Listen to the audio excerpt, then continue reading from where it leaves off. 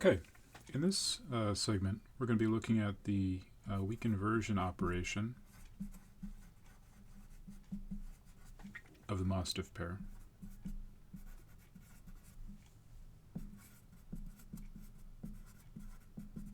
And we're going to be doing a large signal analysis on the circuit, which means we're going to be assuming nothing about the nonlinearities other than that the transistors are operating in weak inversion where we have an exponential IV relationship, and that the transistors are going to be saturated.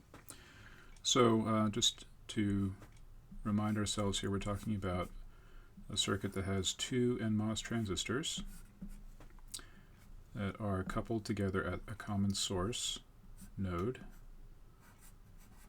V.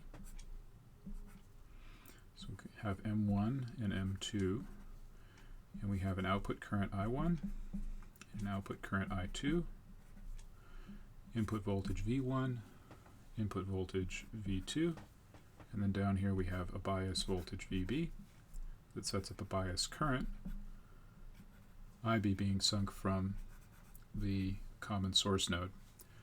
We're going to be assuming that the transistors are saturated. So in particular, the two diff pair transistors drain voltages we're going to presume are held high enough to guarantee that M1 and M2 are operating in saturation. And we're going to assume that V1 and V2 are sufficiently high up that V is more than a saturation voltage above ground so that MB is operating in saturation as well. And so we're going to be making our standard assumptions.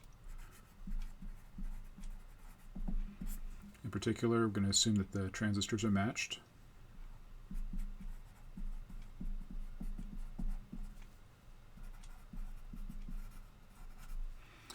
That they're operating at the same temp.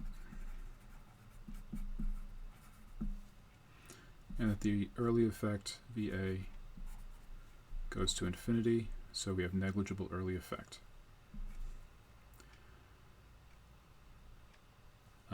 I should say also the transistors are operating in saturation. Okay, so what we're going to do is try to derive a relationship between I1 and V1 and V2 and IB, and I2 and V1 and V2 and VB, or rather IB. And we're going to also try to look at the differential output current I1 minus I2 as a function of V1, V2, and IB and see what we get. So our goal is to find I1 as a function of V1, V2, and IB. Similarly for I2 is a function of V1, V2, and IB. Maybe a different function, maybe I should say it's some G of V1, V2, and IB. And then we're going to look at the differential output current I1 minus I2 as some function, let's say it's H of V1, V2, and IB. I guess I should also assume, we're going to assume that IB is much, much less than SIS, so that we have weak inversion operation. Okay, so that's going to be the name of the game here. And so what we're going to do is basically start out by saying, what do we know? Well, we can apply KCL at node V, and that tells us that IB is equal to the sum of I1 plus I2. Okay. And we also know that weak inversion saturation operation implies three things for us. We can write that IB is SIS. Well, Actually, I'm gonna revert back to the subthreshold model in terms of I0. So it's SI0 e to the kappa VB over UT. This will just make our lives a little easier so we don't have to carry around with us the e to the minus kappa VT0. It's entirely equivalent. It also implies here for us that I1 is equal to S I naught e to the kappa V1. Okay, that's the gate voltage, minus the source voltage, which is V, over UT. And that I2 is equal to S I naught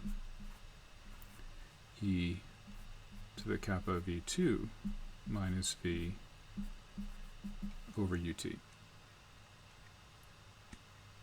Okay. And what we're going to do is actually, at this point, we're not going to work with the IB equation just yet. But we'll call this equation 1, equation 2, equation 3. And if we take 2 and 3 and substitute them into 1, we can basically write that IB is equal to SI0 e to the kappa V1 minus V over UT plus SI0 e to the kappa V2 minus V over UT. Now there's several things here in common that we can factor out. So we have a common S in these two terms. We can factor that out. We have a common I0 that we can factor out. And we also can break this exponential up into the product of e to the kappa V1 over UT times e to the minus V over UT. Similarly, we can do that here as well. And then we can factor out all that common stuff. So we can write this as S I0 e to the minus kappa, or rather there's no kappa on that, e to the minus V over UT times what's left. Well, in this first term, it's the e to the kappa V1 over UT.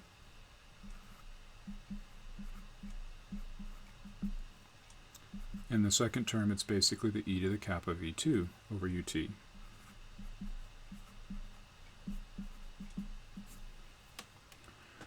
And then we're going to basically solve for this conglomeration of stuff here. And to do that, we basically move the stuff in parentheses downstairs on the other side. So this is SI0 e to the minus V over UT. That's going to be equal to IB, the bias current, divided by e to the kappa V1 over UT plus e to the kappa V2 over UT. And so we could call this equation 4. And what we can do is basically back substitute the right-hand side of equation 4 in for SI0 e to the minus V over UT, which we have as a factor, common factor in both I1 and I2. And so we can say, take 4 and substitute that into equation 2 to write that I1 is equal to, well, we have an IB upstairs. We have an e to the kappa V1 over UT. That's from equation 2, divided by the stuff that's downstairs, e to the kappa V1 plus e to the kappa V2. And we can, if we like, divide top and bottom by e to the minus kappa V1, or rather e to the kappa V1 over UT, or multiply, rather, by e to the minus kappa V1 over UT.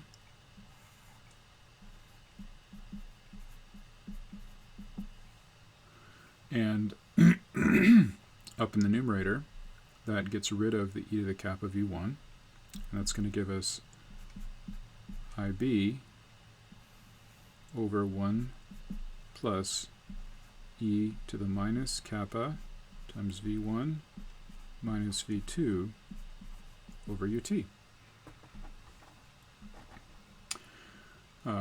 We can do a exactly parallel sequence of things. If we substitute equation 4 into equation 3, we can write that I2 is equal to IB e to the kappa v2 over ut divided by e to the kappa v1 plus e to the kappa v2. And here, if we divide top and bottom by e to the kappa v2,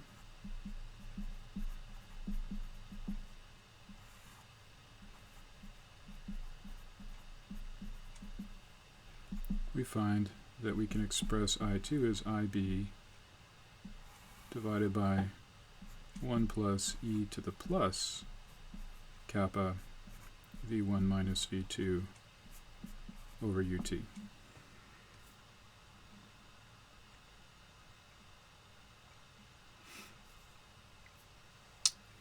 And we can, of course, subtract these two equations to find I1 minus I2. So if we like, we can write I1 minus I2. And it's going to be actually easiest to start with this form here and this form here before we move them downstairs, I think. So we're going to have a common IB times, well, these are on over a common denominator. Okay, so that's, you can write that over a common denominator of e to the kappa v1 over ut plus e to the kappa v2 over ut. And then upstairs we have an e to the kappa v1 over ut minus e to the plus kappa v2 over ut. So actually we've achieved our goal of finding I1 as a function of IB, v1 and v2, I2 as a function of IB, v2 and v1, and I1 minus I2 as a function of IB, v1 and v2. But this is not the whole story. We have here, having done this multiply top and bottom by e to the minus kappa v1 over ut or e to the minus kappa v2 over ut, we've managed to express I1 and I2 as a function of not v1 and v2 individually, but IB and the difference between v1 and v2. Now that's actually quite interesting because it says that I1, the current flowing in M1, is purely a function of the difference between V1 and V2 and has nothing to do with their absolute value. And likewise, I2 we also can write as a function purely of V1 minus V2. And that's very interesting because it means that our currents, which are outputs, don't depend, at least to zeroth order, on where V1 and V2 are as long as we have a constant difference between them. And so we'd like to also see if we can express I1 minus I2, the differential output current, in a similar way. And so I'm going to introduce over here a very useful, basically, change of variables. It's a linear transformation on our two input voltages, V1 and V2, which is quite useful when we're dealing with circuits like a differential pair or that have a differential input voltage. And so we're going to introduce two new voltage variables, two input voltage variables. One is going to be called VCM, which is going to be equal to, or defined to be 1/2 the sum of V1 plus V2. So this is called the common mode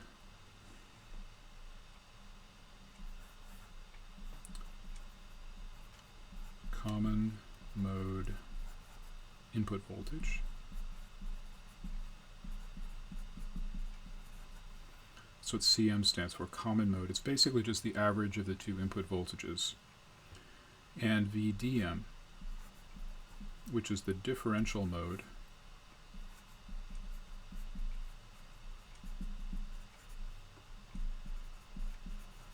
input voltage.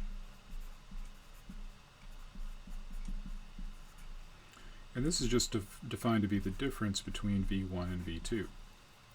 And so we can basically express I1 and I2 directly given our final result here as IB over 1 plus e to the minus kappa VDM over UT. And we can express I2 as IB over 1 plus e to the plus kappa VDM over UT. But when we have a situation like this where we don't have that difference in common voltage directly apparent, what we can do is we can take these two linear equations and invert them. And it's an easy thing to do. We're actually not going to throw them into a matrix and then do the matrix inversion. It's pretty easy to see that we can take these two equations and solve them for V1 and V2 and write V1 as the common mode, the average value, plus half of VDM. And we can write V2 as the average value, VCM, minus half of VDM. Right? So if you imagine V1 and V2 are sitting here like this, the average value is going to be somewhere halfway between them, right? Well, the difference, if I take that average value and add half the difference between them to it, I get back to V1. If I take that average value and subtract half the difference, I get V2. So it's a pretty easy thing to do. So we can invert the map, and we find this. And we can use these equations here to substitute in when we see V1, VCM plus half VDM, and when we see V2, VCM minus half VDM. Okay? And so we can do that. It's not hard to do. We're going to use the fact that e to the sum of things is equal to the product of e to those things. And so when we plug in VCM plus half of VDM into the exponential here, we can write that as e to the kappa VCM times e to the VDM over 2 UT. Okay, so that first term upstairs becomes e to the kappa VCM over UT times e to the kappa VDM over 2 UT. We get a minus sign. The second term is going to be e to the kappa VCM times e to the minus kappa VDM over 2 UT. See the 2 upstairs in that, or in the multiplying the UT there, comes from this 1/2 of VDM. Okay. And so the denominator terms likewise become e to the kappa VCM over UT times e to the kappa VDM over 2 UT minus e to the kappa VCM over UT times e to the minus kappa VDM over 2 UT. Now, it's interesting to note here that all 4 of these terms have an e to the kappa VCM over UT in them. And so we can factor that out of the numerator and the denominator, and they cancel. And so this cancels everywhere. And what we're left with, if we just take that out,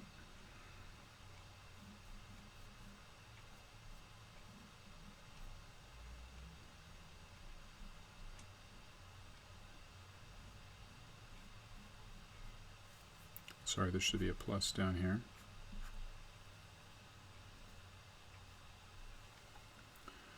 is IB times e to the kappa VDM over 2UT minus e to the minus kappa VDM over 2UT divided by e to the kappa VDM over 2UT plus e to the minus kappa VDM over 2UT. So if I collect that up a little bit, just kind of bring that back over here, that's e to the plus kappa VDM over 2UT minus e to the minus kappa VDM over 2UT over e to the plus kappa VDM over 2UT plus e to the minus kappa VDM over 2UT. Now this thing, believe it or not, is an elementary function that you probably didn't learn about in calculus because it's in a chapter that everybody seems to skip in calculus for a lack of time. This is a hyperbolic trig function. This is actually the hyperbolic sine, 2 times the hyperbolic sine of kappa VDM over 2UT, divided by 2 times the hyperbolic cosine of kappa VDM over 2UT. And so this actually is the hyperbolic tangent, tanh, of kappa VDM over 2UT. And so we can write this as IB times the hyperbolic tangent of kappa VDM over 2UT. And that is super cool. So first of all, it's an application of the hyperbolic tangent function. Second of all, when we canceled the e to the kappa VDM over UT, that basically means that this differential output current, I1 minus I2, is not a function of the common mode input. And so this circuit, this differential pair circuit, very strongly responds to a change in the difference between V1 and V2, but doesn't respond much at all to, ideally not at all, to a change in the average value between V1 and V2, the common mode input. And so if we keep V1 and V2 at a constant difference apart and we move them up and down together, the circuit doesn't have a response. And that is its real appeal and why it has come to be the input stage of every op-amp that's been made probably since integrated circuits were invented. So I want to sketch these functions for you. So I1 and I2, if we think about, you just collect some of these things up over here, or you erase everything. So we have I1 is equal to IB over 1 plus e to the minus kappa VDM over UT. We have I2 is equal to IB over 1 plus e to the plus kappa VDM over UT. We have I1 minus I2 is equal to IB times the hyperbolic tangent of kappa VDM over 2 UT.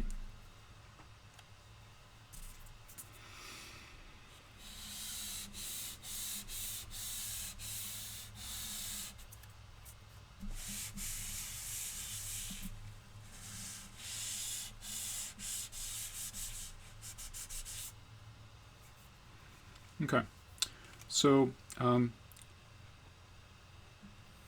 think about what these things look like. So if we plot, say, I1, I2, and I1 minus I2 as a function now of VDM, what do we see? Well, let's take a look at I1. I1 is IB divided by 1 plus e to the minus kappa VDM over UT. Well, let's suppose that VDM is positive by more than a few thermal voltages. So this e to the minus kappa VDM over 2 UT is like a number like e to the minus 4 or 5.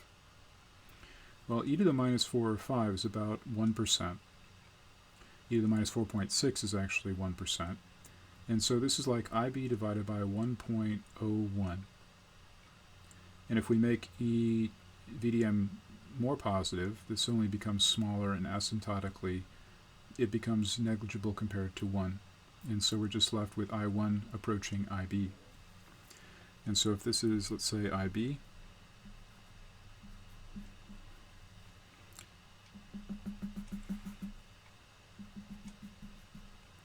I1 is going to be up here somewhere eventually.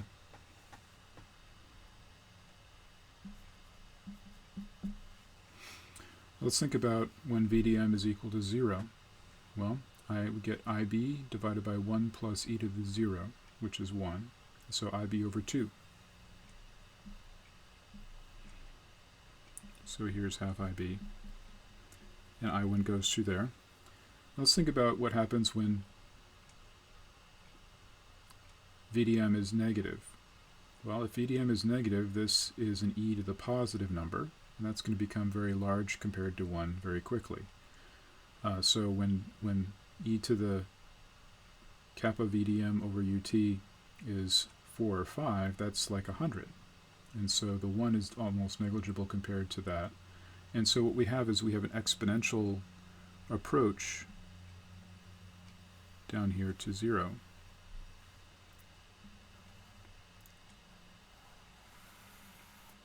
And we have this kind of behavior.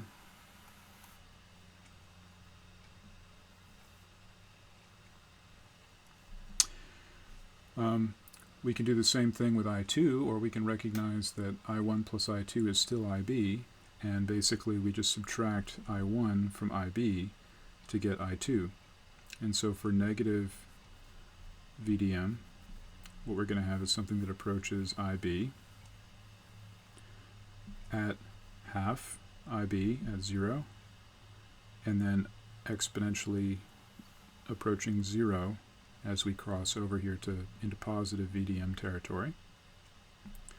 And so this is I2. I1 minus I2 is, so this is minus IB.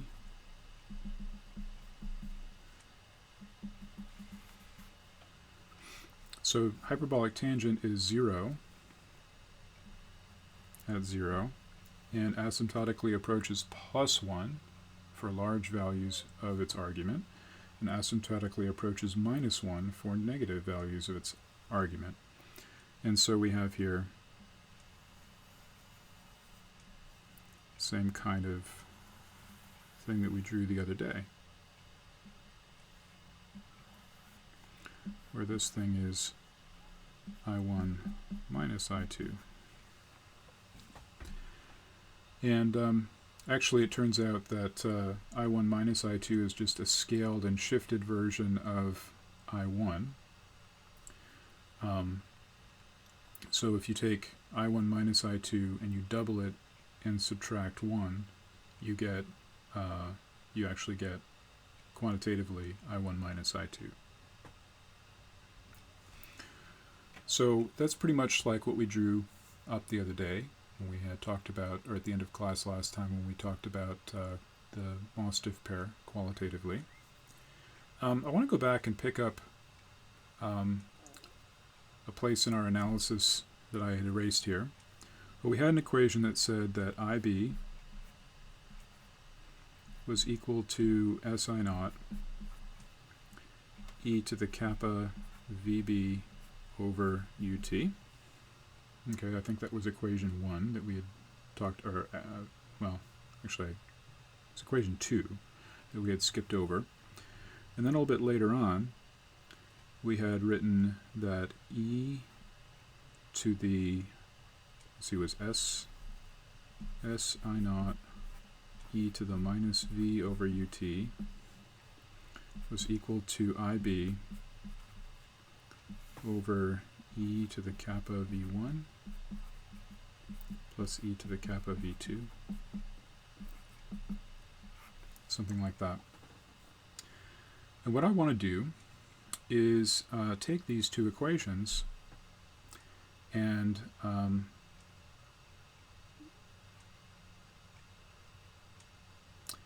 do I want to do this?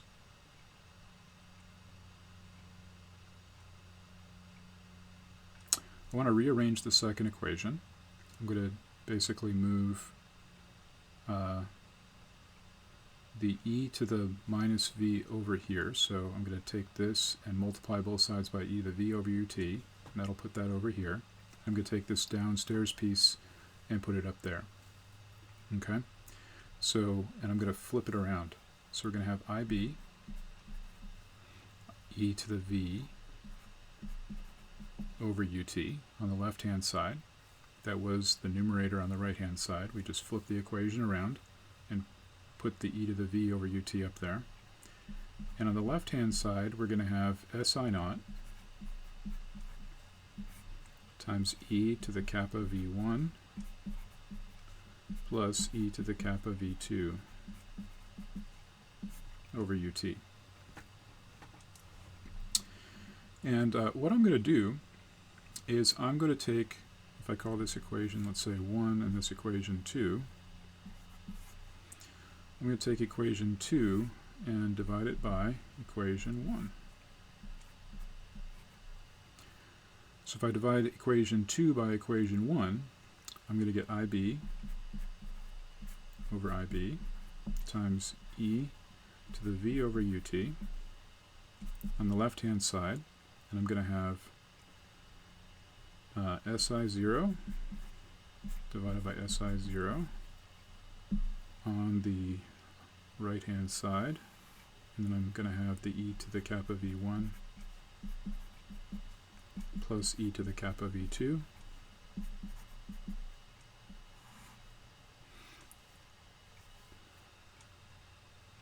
and then I'm going to have an e to the kappa vb over ut. Of course, these cancel and go away, these cancel and go away, and we're left with e to the v over ut on the left-hand side, and we have this ratio on the right-hand side. So I'm just going to solve for v, so we can get an explicit expression for v, the common source node, as a function of v1, v2, and vb. So taking the log of both sides and then multiplying through by ut, we have ut times the log of what's upstairs here in the numerator, e to the kappa v1 plus e to the kappa v2,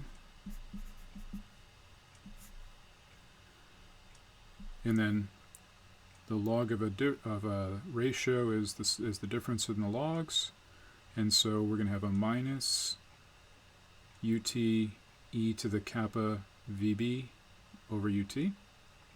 The log undoes the exponential, the ut's cancel, and we're going to get minus kappa vb.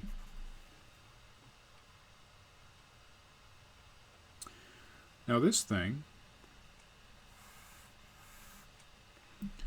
should look familiar to you at this point. This is actually the softmax. function.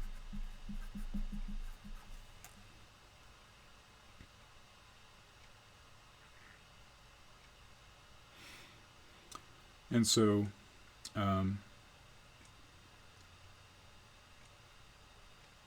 this will be approximately equal to kappa times the max of V1 and V2 minus VB.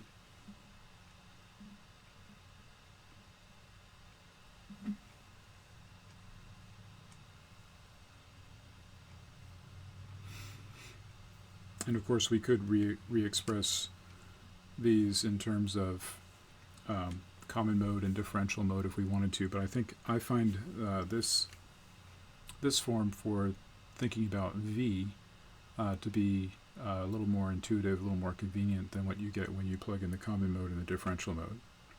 You wind up with something like kappa times the common mode input voltage,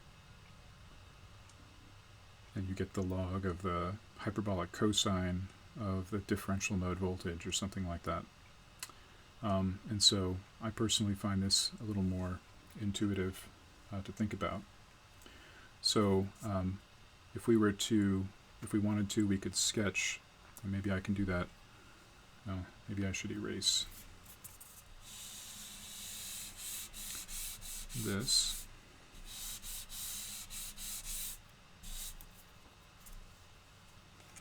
And we'll make a sketch of, let's say,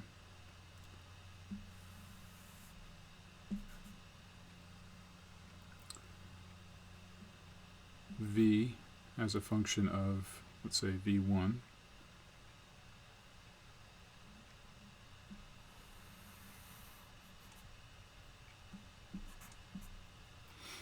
For some particular value of V2. Let's say V2 is here. And let's say VB is down here. And let's say this is, I don't know, VDD.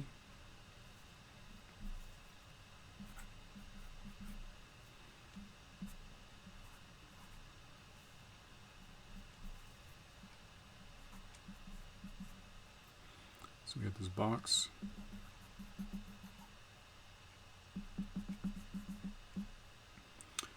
And this is the identity line. So this is V equals V1. And here I'm going to draw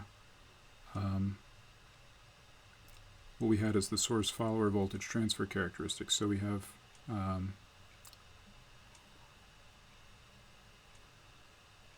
something like this.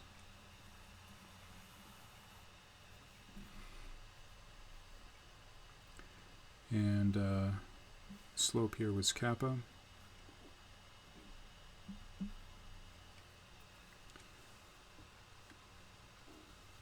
And I'm going to make this a broken line here.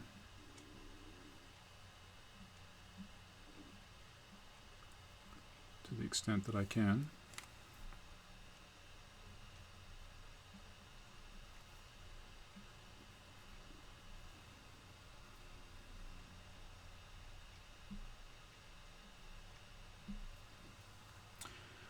And what happens is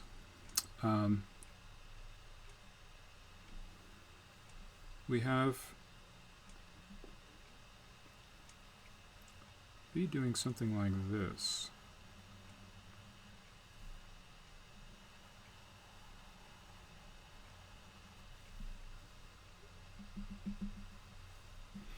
So the y-intercept here is going to be kappa V2 minus VB.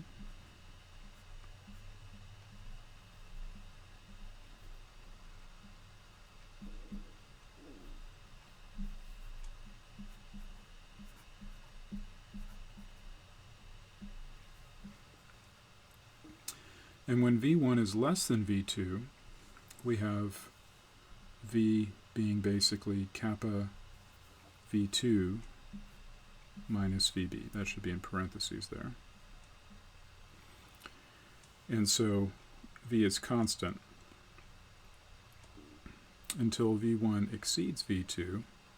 And then what's going to happen is that V slowly, or continuously I should say, switches to following the source follower characteristic that V1 would have if M2 weren't there.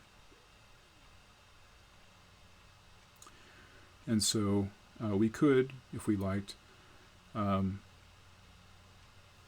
shift the horizontal axis and plot this versus V1 minus V2, like you're going to be doing in the lab, and that would shift the origin to V2, but the curve here would look exactly like this. So it's constant for V2 less than V1. I'm sorry, V1 less than V2. And then when V1 exceeds V2, we start V increasing on a slope of kappa. And there's a little bit of error here between the max and the softmax function, and that will actually be maximal at the point where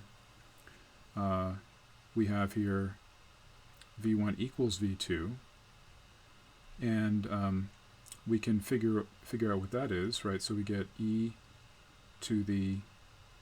get 2 times e to the kappa, let's say VCM. So when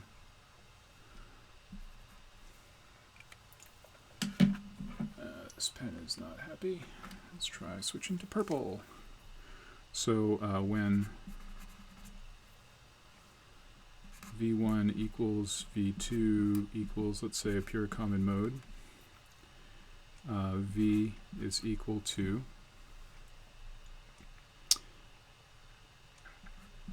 kappa times the log of 2 e to the kappa VCM over UT. Right, that's what we get when we plug in VCM here and VCM here. We get 2 of those minus, sorry, this is UT minus kappa VB. And so we get here UT times the natural log of 2. That's what we get when we use the sum, the log of the product as the sum of the logs. Plus we're going to get UT times the log of e to the kappa VCM over UT, and the UT's will cancel, and the log will undo the exponential. And so we get plus kappa VCM minus kappa VB. And so what we get here is we get kappa VCM minus VB plus UT times the natural log of 2. So if this were exact, then this would be, this is what this approximation is, evaluated when V1 equals V2, because the max is the same as either of them. And so the difference here is UT times the natural log of 2. That's how far above the sharp corner max function this soft max function is. And UT is about 25 millivolts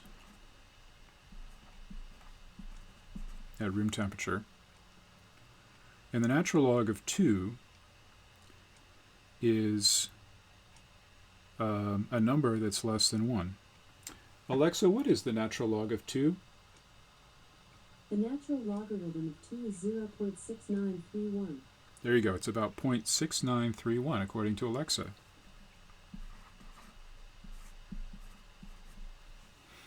So we get about 70% of 25 millivolts, which is less than 20 millivolts. So the error between the soft max function and the max function is about 20 millivolts, or 0.02 volts. And so this is actually a very good lower bound for V. Okay, so that's all I'm going to do for this segment. Next time we'll look at, or in the next segment we'll look at how the diff pair operates up in strong inversion, just qualitatively comparing it to these characteristics that we found for weak inversion. And we're going to move into making a simple differential amplifier out of the diff pair and a simple PMOS current mirror. Okay?